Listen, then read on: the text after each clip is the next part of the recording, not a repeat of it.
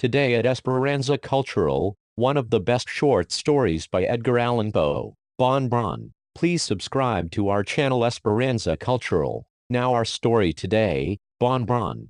Pierre Bon Bon was a restaurateur of uncommon qualifications, no man who, during the reign of, frequented the little cafe in the cul-de-sac Les Fabres Roi, will, I imagine, feel himself at liberty to dispute that Pierre Bon Bon was, in an equal degree, skilled in the philosophy of that period is, I presume, still more especially undeniable. His pâtés à la foisse were beyond doubt immaculate, but what pen can do justice to his essays sur la nature, his thoughts sur l'âme, his observations sur l'esprit? If his omelettes, if his fricandeaux were inestimable, what literature of that day would not have given twice as much for an idée de Bon Bon as for all the trash of idées of all the rest of the savants? Bon Bon had ransacked libraries which no other man had ransacked, had more than any other would have entertained a notion of reading, had understood more than any other would have conceived the possibility of understanding, and although, while he flourished, there were not wanting some authors at Rouen to assert that his dicta evinced neither the purity of the Academy, nor the depth of the Lyceum, although, mark me, his doctrines were by no means very generally comprehended, still it did not follow that they were difficult of comprehension. It was, I think, on account of their self-evidency that many persons were led to consider them abstruse. It is to Bon Bon, but let this go no farther, it is to Bon Bon that Kant himself is mainly indebted for his metaphysics. The former was indeed not a Platonist, nor strictly speaking an Aristotelian, nor did he, like the modern Leibniz, waste those precious hours which might be employed in the invention of a fricassee or, facile gradu, the analysis of a sensation, in frivolous attempts at reconciling the obstinate oils and waters of ethical discussion. Not at all. Bon Bon was Ionic, Bon Bon was equally Italic. He reasoned a priori, he reasoned also a posteriori. His ideas were innate, or otherwise. He believed in George of Trebizond, he believed in Bessarion. Bon Bon was emphatically a Bon Bonist. I have spoken of the philosopher and his capacity of restaurateur. I would not, however, have any friend of mine imagine that, in fulfilling his hereditary duties in that line, our hero wanted a proper estimation of their dignity and importance. Far from it. It was impossible to say in which branch of his profession he took the greater pride. In his opinion, the powers of the intellect held intimate connection with the capabilities of the stomach. I am not sure, indeed, that he greatly disagreed with the Chinese, who held that the soul lies in the abdomen. The Greeks at all events were right, he thought, who employed the same words for the mind and the diaphragm. By this I do not mean to insinuate a charge of gluttony, or indeed any other serious charge to the prejudice of the metaphysician. If Pierre Bon Bon had his failings, and what great man has not 1,000, if Pierre Bon Bon, I say, had his failings, they were failings of very little importance,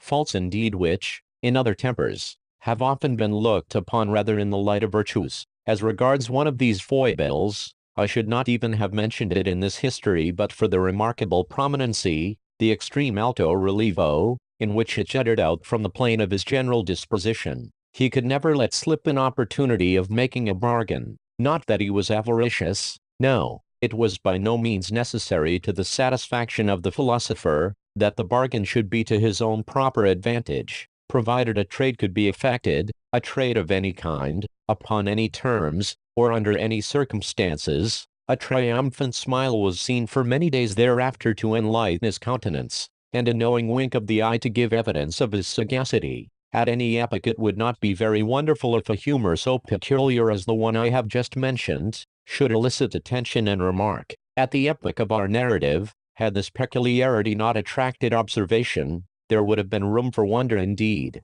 It was soon reported that, upon all occasions of the kind, the smile of Bon Bon was wont to differ widely from the downright grin with which he would laugh at his own jokes, or welcome an acquaintance. Hints were thrown out of an exciting nature, stories were told of perilous bargains made in a hurry and repented of a leisure, and instances were adduced of unaccountable capacities, vague longings, and unnatural inclinations implanted by the author of all evil for wise purposes of his own. The philosopher had other weaknesses, but they are scarcely worthy our serious examination. For example, There are few men of extraordinary profundity who are found wanting in an inclination for the bottle, whether this inclination be an exciting cause, or rather a valid proof of such profundity. It is a nice thing to say, Bon Bon, as far as I can learn, did not think the subject adapted to minute investigation, nor do I yet in the indulgence of a propensity so truly classical. It is not to be supposed that the restaurateur would lose sight of that intuitive discrimination which was wont to characterize, at one and the same time,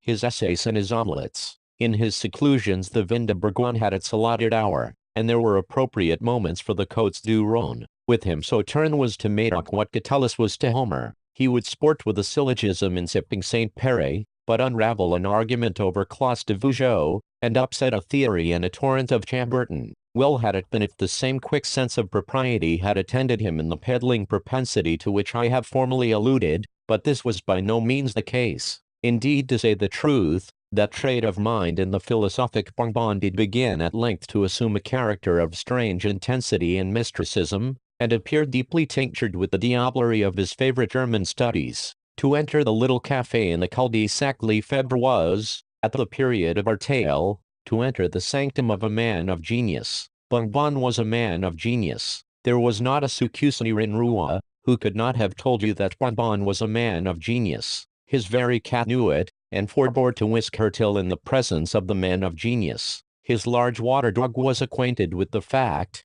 and upon the approach of his master, betrayed a sense of inferiority by a sanctity of deportment, a debasement of the ears, and a dropping of the lower jaw not altogether unworthy of a dog. It is, however, true that much of this habitual respect might have been attributed to the personal appearance of the metaphysician. A distinguished exterior will, I am constrained to say, have its way even with a beast, and I am willing to allow much in the outward man of the restaurateur calculated to impress the imagination of the quadruped. There is a peculiar majesty about the atmosphere of the little grate, if I may be permitted so equivocal an expression, which mere physical bulk alone will be found at all times inefficient in creating. If, however, Bon Bon was barely 3 feet in height, and if his head was diminutively small, still it was impossible to behold the rotundity of his stomach without a sense of magnificence nearly bordering upon the sublime. In its size both dogs and men must have seen a type of his acquirements, in its immensity a fitting habitation for his immortal soul.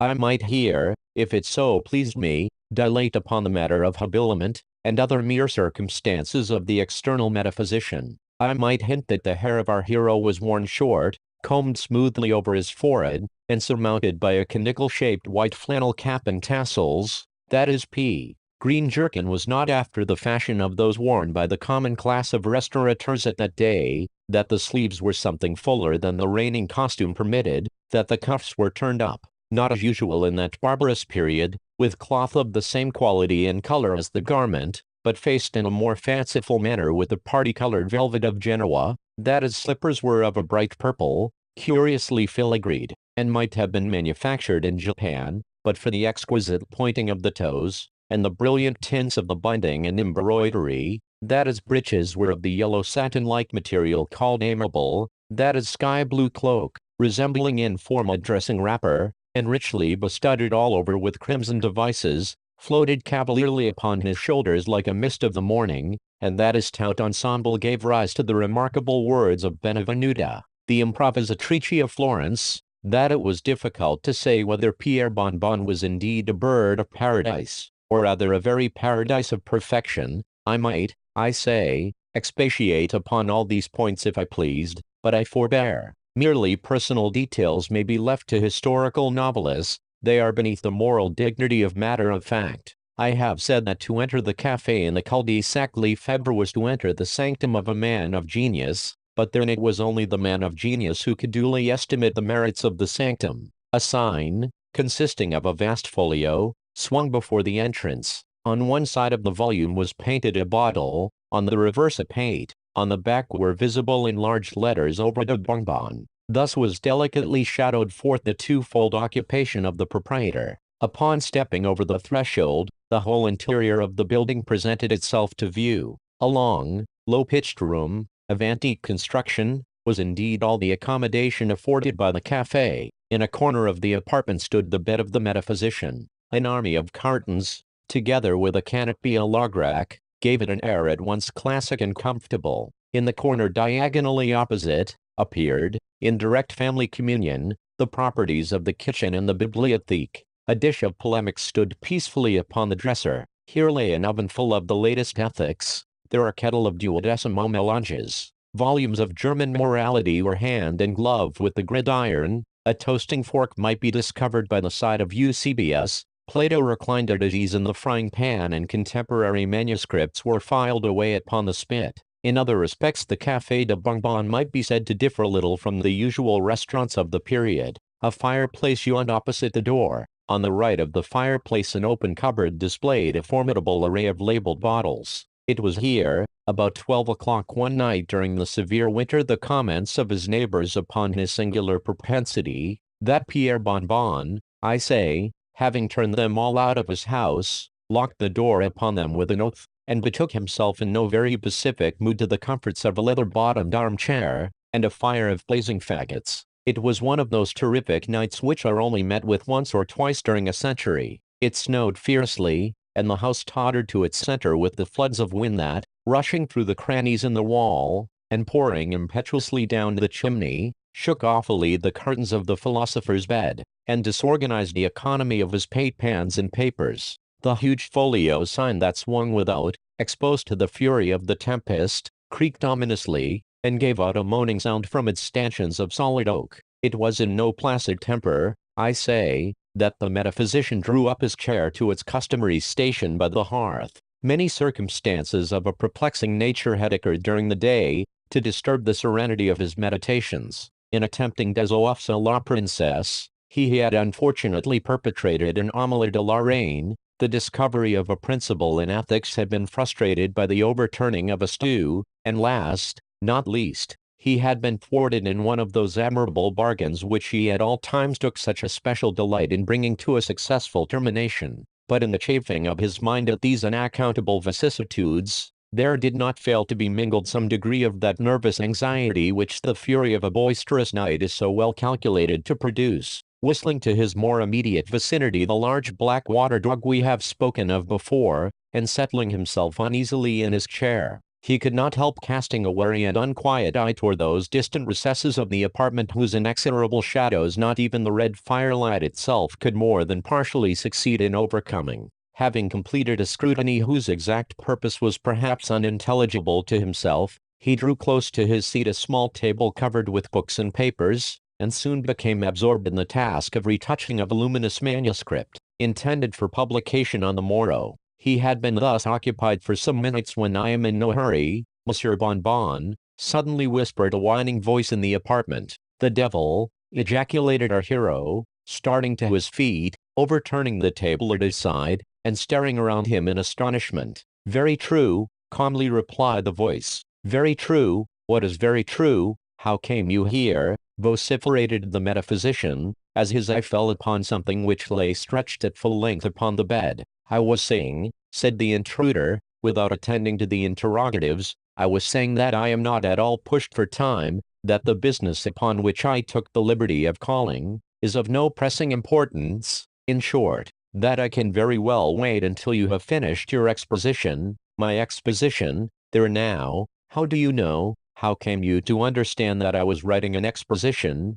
"Good God!" "Hush!" replied the figure, in a shrill undertone, and, arising quickly from the bed, he made a single step toward our hero, while an iron lamp that depended overhead swung convulsively back from his approach. The philosopher's amazement did not prevent a narrow scrutiny of the stranger's dress and appearance. The outlines of his figure, exceedingly lean, but much above the common height, were rendered minutely distinct, by means of a faded suit of black cloth which fitted tight to the skin, but was otherwise cut very much in the style of a century ago. These garments had evidently been intended for a much shorter person than their present owner. His ankles and wrists were left naked for several inches. In his shoes, however, a pair of very brilliant buckles gave the lie to the extreme poverty implied by the other portions of his dress. His head was bare, and entirely bald, with the exception of a hinder part, from which depended a queue of considerable length. A pair of green spectacles, with side glasses, protected his eyes from the influence of the light, and at the same time prevented our hero from ascertaining either their color or their conformation. About the entire person there was no evidence of a shirt, but a white cravat, of filthy appearance, was tied with extreme precision around the throat, and the ends hanging down formally side by side gave, although I dare say unintentionally, the idea of an ecclesiastic. Indeed, many other points both in his appearance and demeanor might have very well sustained a conception of that nature. Over his left ear, he carried, after the fashion of a modern clerk, an instrument resembling the stylus of the ancients. In a breast pocket of his coat appeared conspicuously a small black volume fastened with clasps of steel. This book, whether accidentally or not, was so turned outwardly from the person as to discover the words Ritual Catholique in white letters upon the back. His entire physiognomy was interestingly saturnine, even cadaverously pale. The forehead was lofty, and deeply furrowed with the ridges of contemplation. The corners of the mouth were drawn down into an expression of the most submissive humility. There was also a clasping of the hands, as he stepped toward our hero, a deep sigh, and altogether a look of such utter sanctity as could not have failed to be unequivocally prepossessing. Every shadow of anger faded from the countenance of the metaphysician, as, having completed a satisfactory survey of his visitor's person, he shook him cordially by the hand, and conducted him to a seat. There would however be a radical error in attributing this instantaneous transition of feeling in the philosopher, to any one of those causes which might naturally be supposed to have had an influence. Indeed, Pierre Bonbon, from what I have been able to understand of his disposition, was of all men the least likely to be imposed upon by any speciousness of exterior deportment. It was impossible that so accurate an observer of men and things should have failed to discover, upon the moment, the real character of the personage who had thus intruded upon his hospitality.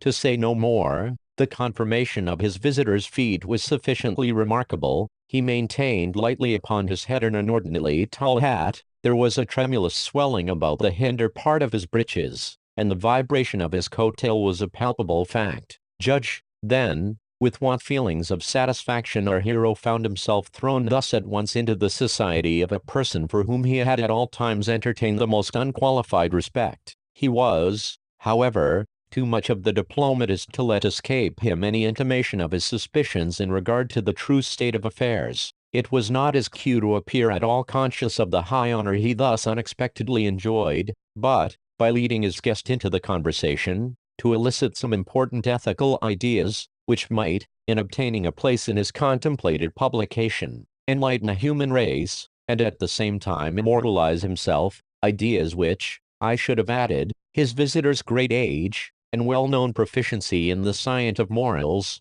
might very well have enabled him to afford. Actuated by these enlightened views, our hero bade the gentleman sit down, while he himself took occasion to throw some faggots upon the fire, and place upon the now re-established table some bottles of Mousseux. Having quickly completed these operations, he drew his chair vis-a-vis to his companions, and waited until the latter should open the conversation. But plans even the most skillfully matured are often thwarted in the outset of their application, and the restaurateur found himself nonplussed by the very first words of his visitor's speech. "I see you know me, Bonbon," said he. "Ha ha ha, he, hi hi hi, ho ho ho, hoo, and the devil, dropping at once the sanctity of his demeanor, opened to its fullest extent a mouth from ear to ear, so as to display a set of jagged and fang-like teeth, and, throwing back his head, laughed long, loudly, wickedly, and uproariously, while the black dog,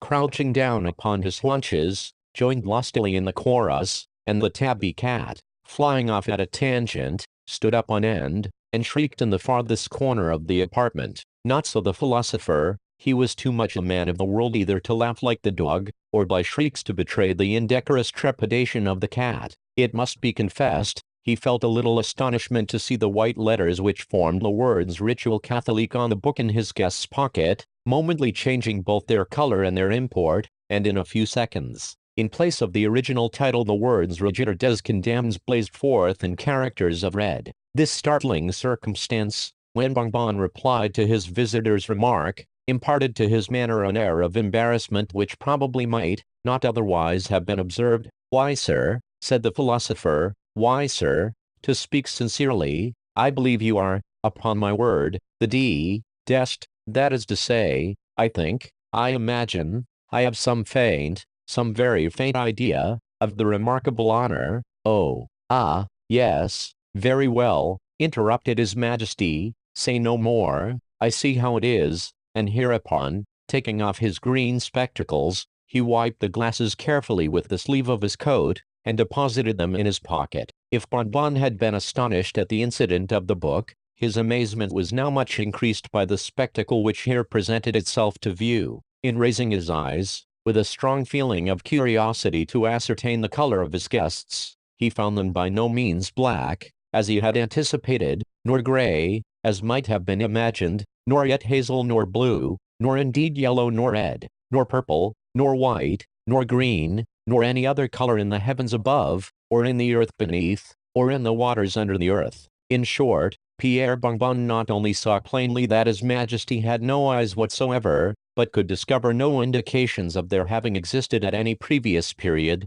for the space where eyes should naturally have been was, I am constrained to say, simply a dead level of flesh. It was not in the nature of the metaphysician to forbear making some inquiry into the sources of so strange a phenomenon, and the reply of His Majesty was at once prompt, dignified, and satisfactory. Eyes, my dear Bonbon, eyes did you say? Oh, ah, I perceive. The ridiculous prints, which are in circulation, have given you a false idea of my personal appearance. Eyes, true, eyes, Pierre Bonbon, are very well in their proper place. That, you would say, is the head, right, the head of a worm. To you, likewise, these optics are indispensable, yet I will convince you that my vision is more penetrating than your own. There is a cat I see in the corner, a pretty cat, look at her, observe her well. Now, Bonbon, do you behold the thoughts, I say, the ideas, the reflections, which are being engendered in her pericranium? There it is. Now, you do not. She is thinking we admire the length of her till and the profundity of her mind. She has just concluded that I am the most distinguished of ecclesiastics, and that you are the most superficial of metaphysicians. Thus you see I am not altogether blind, but to one of my profession, the eyes you speak of would be merely an encumbrance, liable at any time to be put out by a toasting iron, or a pitchfork. To you, I allow, these optical affairs are indispensable. Endeavor, Bonbon, to use them well. My vision is the soul. Hereupon the guest helped himself to the wine upon the table, and pouring out a bumper for Bonbon, requested him to drink it without scruple, and make himself perfectly at home. A clever book that of yours, Pierre, resumed His Majesty, tapping our friend knowingly upon the shoulder as the latter put down his glass after a thorough compliance with his visitor's injunction. A clever book that of yours, upon my honor. It's a work after my own heart. Your arrangement of the matter, I think, however, might be improved, and many of your notions remind me of Aristotle. That philosopher was one of my most intimate acquaintances. I liked him as much for his terrible ill temper, as for his happy knack at making a blunder. There is only one solid truth in all that he has written, and for that I gave him the hint out of pure compassion for his absurdity. I suppose, Pierre Bonbon, you very well know to what divine moral truth I am alluding. Cannot say that I, indeed, why it was I who told Aristotle that by sneezing, men expelled superfluous ideas through the proboscis, which is, hiccup, undoubtedly the case, said the metaphysician, while he poured out for himself another bumper of Mousseux, and offered his snuff-box to the fingers of his visitor. There was Plato, too, continued His Majesty, modestly declining the snuff-box and the compliment it implied. There was Plato, too, for whom I, at one time, felt all the affection of a friend. You knew Plato, Bonbon? Ah, no, I beg 1,000 pardons. He met me at Athens, one day, in the Parthenon, and told me he was distressed for an idea. I bade him write down that Greek letter Omicron Nus Est in Avlis. He said that he would do so, and went home, while I stepped over to the pyramids. But my conscience smote me for having uttered a truth, even to aid a friend, and hastening back to Athens, I arrived behind the philosopher's chair as he was inditing the Atlas. Giving the lambda a fillip with my finger, I turned it upside down, so the sentence now read Greek letter Omicron Nus Est in Avgis, and is, you perceive, the fundamental doctrines in his metaphysics. Were you ever at Rome? Asked the restaurateur, as he finished his second bottle of Mousseux, and drew from the closet a larger supply of Chambertin. But once, Monsieur Bonbon, but once, there was a time, said the devil, as if reciting some passage from a book, there was a time when occurred an anarchy of 5 years, during which the Republic, bereft of all its officers, had no magistracy besides the tribunes of the people, and these were not legally vested with any degree of executive power. At that time, Monsieur Bonbon, at that time only I was in Rome, and I have no earthly acquaintance, consequently, with any of its philosophy. What do you think of? What do you think of, hiccup, Epicurus? What do I think of whom? Said the devil, in astonishment. You cannot surely mean to find any fault with Epicurus. What do I think of Epicurus? Do you mean me, sir? I am Epicurus. I am the same philosopher who wrote each of the 300 treatises commemorated by Diogenes Laertes. That's a lie, said the metaphysician, for the wine had gotten a little into his head. Very well, sir, very well,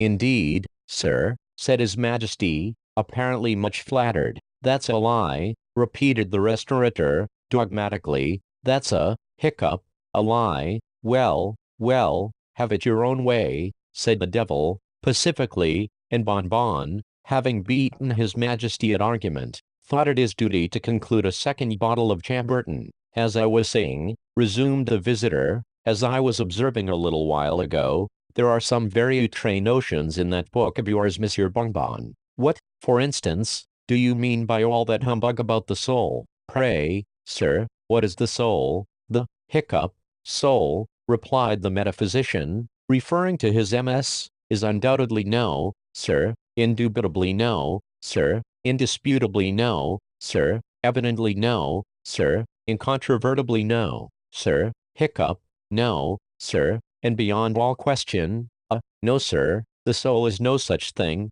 Here the philosopher, looking daggers, took occasion to make an end, upon the spot, of his third bottle of Chambertin. Then, hiccup, pray, sir, what is it? That is neither here nor there, Monsieur Bonbon, replied his majesty, musingly. I have tasted, that is to say, I have known some very bad souls, and some too, pretty good ones. Here he smacked his lips, and, having unconsciously let fall his hand upon the volume in his pocket, was seized with a violent fit of sneezing. He continued, there was the soul of Cratinus, passable, Aristophanes, racy, Plato, exquisite and at your Plato, but Plato the comic poet, your Plato would have turned the stomach of Cerberus. 4. Then let me see, there were Nevius, and Andronicus, and Plautus, and Terentius. Then there were Lucilius, and Catullus, and Naso, and Quintus Flaccus, dear Quinty as I called him when he sung a secular for my amusement,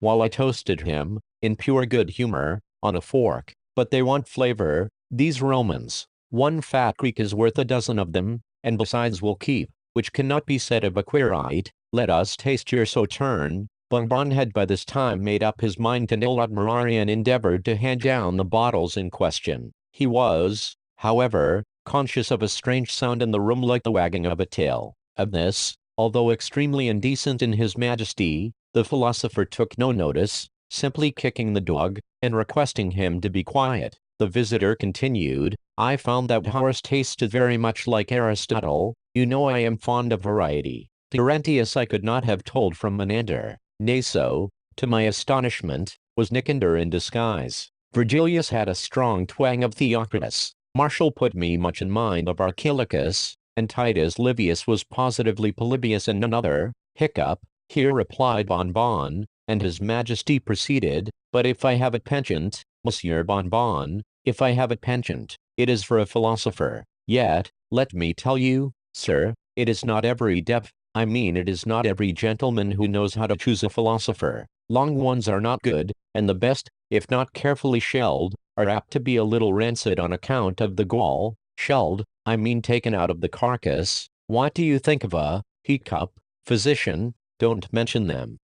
Here his majesty retched violently. I never tasted but one, that rascal Hippocrates, smelt of asafoetida. Caught a wretched cold washing him in the Styx. and after all he gave me the cholera morbus, the hiccup, wretch, ejaculated Bon, the hiccup, absorption of a pillbox, and the philosopher dropped a tear. After all, continued the visitor, after all, if a gentleman wishes to live, he must have more talents than one or two, and with us a fat face is an evidence of diplomacy. How so? Why, we are sometimes exceedingly pushed for provisions. You must know that, in a climate so sultry as mine, it is frequently impossible to keep a spirit alive for more than 2 or 3 hours, and after death, unless pickled immediately, and a pickled spirit is not good, they will smell. You understand, eh?